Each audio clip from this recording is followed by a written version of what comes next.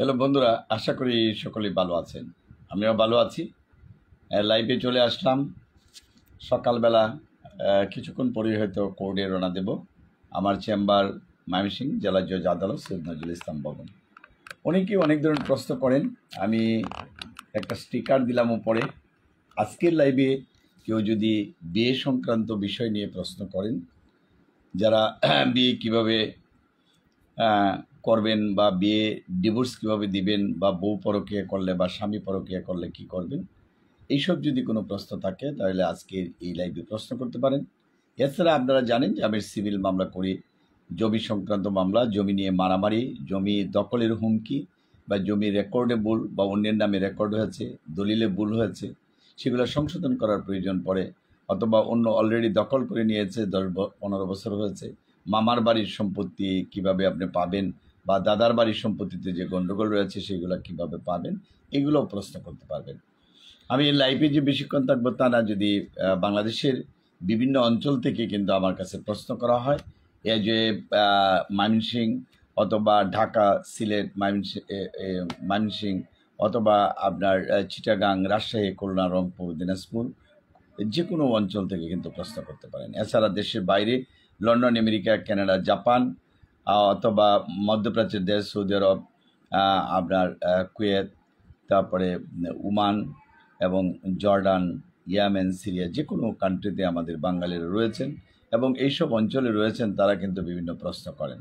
সুতরাং যারা এই ধরনের প্রশ্নের সম্মুখীন হন তারা হোয়াটসঅ্যাপ বা ইমোতে যোগাযোগ করতে পারেন এবং লাইভে আমি যখন করি সেই সময় কিন্তু আপনারা লাইনে আসতে পারেন। আমরা মনে করি যে যারা প্রশ্নগুলো অনেক সময় আলাদাভাবে করেন, তারা যদি আমি যখন লাইভে থাকি এই সংক্রান্ত যদি কোনো প্রশ্ন করেন, সাথে সাথে উত্তর দেওয়ার জন্য চেষ্টা করব। এবং গ্রুপে আপনি প্রশ্ন করতে পারেন বা হোয়াটসঅ্যাপে ইমোতে প্রশ্ন করতে পারেন, সেগুলোতেও কিন্তু আমি পেয়ে যাব। আমার ফোন নাম্বার 01711921416। আবারও বলছি, আমার নাম্বার 01711921416। আর আজকে পারিবারিক বিষয় এই কারণে নিয়েছি যে পারিবারিক যে মামলা করার জন্য আমাদের কাছে আসেন, দেখা যায় যে আপনার আইডি কার্ড বা বিয়ের যে কাগজ, কাবিনের যে কাগজ, বা যারা কোর্ট ম্যারেজ করেছেন এই ধরনের কাগজও কিন্তু গুছানো নাই, ছবি নাই, আইডি কার্ড নাই, কোনো রেকর্ড নাই। এটা কিন্তু একটা চুক্তিপত্রের মতো কাজ করে। আর আপনার যারা বিয়ে করতে যেয়ে ঝামেলা পড়েছেন বা ডিভোর্স দিয়েছেন বা যৌতুকের মামলা পড়েছেন বা ভরণ পোষণে মামলা করবেন বা সংসার পুনরুদ্ধারে মামলা করবেন বা মেয়ে হয়তো পরকীয়া করে অথবা ছেলে পরকীয়া করে, এইসব সম্পর্কে কিন্তু অনেক প্রশ্ন থাকে। সুতরাং মেন্টালি প্রিপারেশন থাকতে হবে যে আপনি যদি মামলা করতে চান, প্রয়োজনীয় কাগজপত্র একটা ফাইলে গুছিয়ে নিতে হবে। যে কোনো সময় যে এটা একটা সম্পদ, কিন্তু দুজনেরই, স্বামী এবং স্ত্রী দুজনেরই সম্পদ, কিন্তু আপনারা এই কাগজগুলো অনেকেই রাখেন না। আর জমির ব্যাপারে যখন কাউন্সিলিং করতে আসেন, আপনার সিএস রেকর্ড বা আরওআর এবং এস রেকর্ড বা বিআরএস রেকর্ডের প্রয়োজন পড়ে। এর মধ্যে যদি খাজনা খারিজ দিয়ে থাকেন, দলিলপত্র থাকে, সেগুলোর প্রয়োজন পড়ে। যাই হোক, আমি চাই যে যারা আমার সাথে যোগাযোগ করতে চান, ময়মনসিংহ জেলা জজ আদালত বা ময়মনসিংহ ম্যাজিস্ট্রেট আদালতে যদি মামলা পরিচালনা করতে চান, আমার সাথে যোগাযোগ করতে পারেন। আমি অ্যাডভোকেট কমিশনার হিসেবে কাজ করি। এছাড়া ঈশ্বরগঞ্জ চৌকি আদালতেও আমি বসি। যারা ঈশ্বরগঞ্জ চৌকি আদালতে সাক্ষাৎ করতে চান, আগেই আপনার টাইম নেবেন। এবং ঢাকা উত্তরাতে আমার চেম্বার রয়েছে, বাড়ি 12 রুট 33 সেক্টর 7। যারা আমার এই ভিডিওটা দেখবেন, যদি একটু শেয়ার করেন, আপনার হয়তো উপকার না লাগলেও অন্যদের কিন্তু উপকার লাগতে পারে। সুতরাং আমি চাই যাতে আপনারা আমার এই ভিডিওটা আপনারা একটু শেয়ার করেন, যাতে অন্যান্যরাও পায়। এবং আমাদের অনেক সমস্যা রয়েছে, অনেকেই ফ্রি মামলা করতে চান। আমি প্রায় ভিডিওতে বলি যে ময়মনসিংহ জেলা সদরের লিগ্যাল এইড সেন্টার রয়েছে, যে ম্যাজিস্ট্রেট কোর্ট আদালত সেখানে 5 তলায় রয়েছে, সেখানে যোগাযোগ করতে পারেন। অথবা সৈয়দ নজরুল ইসলাম ভবনের নিচতলাও রয়েছে একটা লিগ্যাল এইড, এটা বেসরকারিভাবে পরিচালিত হয় এনজিওর মাধ্যমে, সেটাতেও যোগাযোগ করতে পারেন। সুতরাং আপনারা যারা এই ধরনের কার্যক্রম খুঁজেন কিন্তু খুঁজে পাচ্ছেন না, কোথায় যাবেন, সেসব ব্যাপারে কিন্তু পরামর্শ নিতে পারেন। বিশেষ করে যারা মানবাধিকার কর্মী বা সমাজকর্মী রয়েছেন বা সংবাদকর্মী, বিভিন্ন নিউজ প্রকাশ করেন, কিভাবে মামলাগুলো করবে। সরকারি মামলা ঈশ্বরগঞ্জ চৌকি আদালতেও ব্যবস্থা রয়েছে, ঢাকা কোর্টে রয়েছে, গাজীপুর কোর্টে রয়েছে। সুতরাং প্রত্যেক কোর্টেই কিন্তু রয়েছে, হাইকোর্টেও কিন্তু লিগ্যাল এইড সার্ভিস রয়েছে, সেখানে সহযোগিতা নিতে পারেন। আর সহযোগিতা নিতে গেলে কিন্তু একটু সময় দিতে হবে। আপনি যাই বললেন আর হয়ে গেল, এরকম না।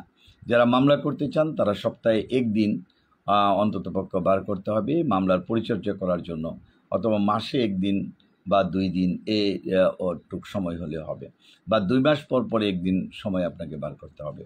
মামলা করার উদ্দেশ্য কিন্তু শুধু শাস্তি যে তা না, আপনি কিন্তু অধিকার, আপনার সম্পত্তি একজনে নিয়ে গেছে, ধরেন পারিবারিক ক্ষেত্রেই দেখা গেল বউ আরেকজনের সাথে প্রেম করে চলে গেছে, এটা কিন্তু একটা সম্পদের মতো। বা আপনার ধরেন আপনার জমি, আপনি জমি কিনছেন কিন্তু আরেকজন দখল করেছে বা রেকর্ডে ভুল হয়েছে, অন্যের নামে রেকর্ডে, এগুলো কি সংশোধন করবেন না? বছরের পর বছর আপনি ধরে রাখছেন কিন্তু কাগজপত্র ঠিক করছেন না। হয়তো আপনার পূর্বপুরুষও ঠিক করেন না, আপনিও নিয়ত করেছেন যে আমিও ঠিক করবো না, এইভাবে হয়তো আমি চলে যাবো। তাদের উদ্দেশ্যে তো আমাদের কিছু বলা না। যারা আসলে কাগজপত্র ঠিক করবেন, ফাইলপত্র ঠিক করবেন, নিজের পরিবারকে গোছাবেন, তাদের উদ্দেশ্যে কিন্তু আমরা ভিডিও করি। সুতরাং আপনারা ইউটিউবেও অনেকে অনেক ধরনের ভিডিও দেখেন, তারা এই বলতেছে সেই বলতেছে, কিন্তু বাস্তবে যখন আসবেন দেখবেন যে ওদের কথা মিললে, আর এদের ফোন নাম্বার ব্যবহার করে না, আর এরা প্রায়জনই কিন্তু অ্যাডভোকেট না, ওরা ফিল্ডে যায় না, যখন যেখান থেকে নিউজ পায় সেগুলো কিন্তু করে। সুতরাং আপনারা কিভাবে জমি উদ্ধার করতে পারবেন, কিভাবে সামনের দিকে অগ্রসর হতে পারেন, বাস্তবমুখী হওয়ার জন্য আপনাকে কিন্তু কোর্টে আসতে হবে। কোর্টে আসার পরে আপনার দালালদের খপ্পরে পড়তে পারেন। দালাল বলতে পারেন যে 90% দালাল ঘিরে রাখে সবসময়, এবং আপনার লগের যে লোকটি সেও কিন্তু দালালি করতে পারে। সুতরাং আপনি এই বিষয়ে যতটুকু পারেন সচেতন থাকবেন। এরপরে তো মোহরির অত্যাচার, পিয়নদের অত্যাচার, নানান ধরনের অত্যাচার রয়েছে। এর ভিতরে আপনি যতটুকু অ্যাওয়ারনেস থেকে আপনি যতটুকু ভালো করতে পারেন। তবে আমি বলবো যারা আমার সাথে ডিল করবেন, আপনারাও আমার চেম্বারে এসে কিন্তু মোহরি বা বিভিন্ন দালালদের খপ্পরে পড়তে পারেন। সুতরাং এর থেকে আমার সাথেই শুধুমাত্র কথা বলবেন, আপনি আর কারোর সাথে কিন্তু কথা বলবেন না। আমরা কিন্তু সামাজিকভাবে গ্রামে বা শহরেও কিন্তু এটা করি, একজনের সাথে এক কথা বলি, আরেকজনের সাথে আরেক কথা বলি, সে যায় আবার আরেকজনের সাথে কথা বলে, এগুলা করে কিন্তু একটা সমস্যা তৈরি করে। সুতরাং আমি মনে করি যারা মামলা ডিল করবেন অ্যাডভোকেটের চেম্বারে শুধু অ্যাডভোকেটের সাথে কথা বলবেন, আর যখন অন্যরা কথা বলতে চায় একটু নীরব থাকবেন। যখন আবার একটা প্রশ্ন করেন, বারবার কিন্তু প্রশ্ন রিপিট করেন, হয়তো আপনি বুঝতে পারেন না যে একই প্রশ্ন বারবার করছি। যদি মনে না থাকে লিখে নেবেন, একটা কলম নেবেন, কাগজ নেবেন, লিখে নেবেন, তাহলে কিন্তু এটা হবে না। আর মামলার করার পরে যে ডেটগুলো, এগুলোও আপনি সঠিকভাবে নেবেন, কোন ডেটে আসা লাগবে। অনেক ডেট আছে যে আপনার আসার কিন্তু প্রয়োজন নেই, তারপরেও আপনারা কিন্তু আসেন। সুতরাং অনেক মামলা, হয়তো মামলা দাখিলের পর একবার হয়তো আপনার সাক্ষী বা জেরা হবে জমির ক্ষেত্রে, এরপরে কিন্তু আপনার আর খুব একটা বেশি প্রয়োজন নেই, আগেও কিন্তু খুব বেশি প্রয়োজন নেই। সুতরাং এগুলো সম্পর্কেও কিন্তু সচেতন হতে হবে। আপনারা যদি সচেতন না হন তাহলে তো সম্ভব না। বিশেষ করে নান্দাইল, ঈশ্বরগঞ্জ, গরিপুর, ফুলপুর, ফুলবাড়িয়া, তারাকান্দা, মুক্তাগাছা, দুবাওরা, হালুয়াঘাট, ত্রিশাল, বালুকা এবং গফরগাঁও, পাগলা থানার ভিতরে যারা রয়েছেন তারা আমার সাথে যোগাযোগ করবেন। এবং যারা গাজীপুর কোর্ট এবং ঢাকা কোর্টের ব্যাপারে ঢাকা উত্তরাতে 12 সেক্টর 7 সেখানে যোগাযোগ করতে পারে। যারা মামলার প্রিপারেশন নেন তারা কাগজপত্র এবং ফাইল গুছিয়ে নেবে। ম্যাক্সিমাম ফাইলই আমি দেখি যে গুছানো নাই। মেডিকেলেও তাই, ডাক্তারকে প্রেসক্রিপশন দেখাবে কোনটা কোন তারিখে গুছানো নাই, এলোমেলোভাবে তাকে 99.9%। সুতরাং আপনারা মামলার ক্ষেত্রেও কিন্তু আপনাদের কাগজপত্র গুছানো নাই, আপনারা কি করবেন একটা নিজের জন্য, একটা কোর্টের জন্য। যা বলেন যে এখানে আমি যে সরকারি মামলা করার ব্যবস্থা রয়েছে সেখানেও ফাইলটা আপনাকে সঠিকভাবে মেনটেন করতে হবে। যাই হোক, আমি বেশিক্ষণ লাইভে থাকবো না।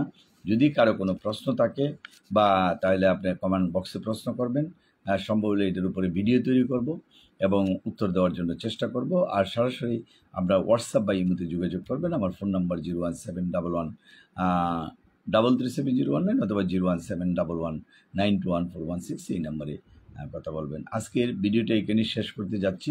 যদি কারো ভালো লাগে একটা লাইক এবং শেয়ার দেবেন, এই প্রত্যাশা রইল।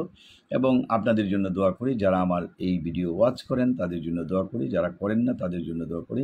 দেশ এবং বিদেশের সবাইকে শুভেচ্ছা জানিয়ে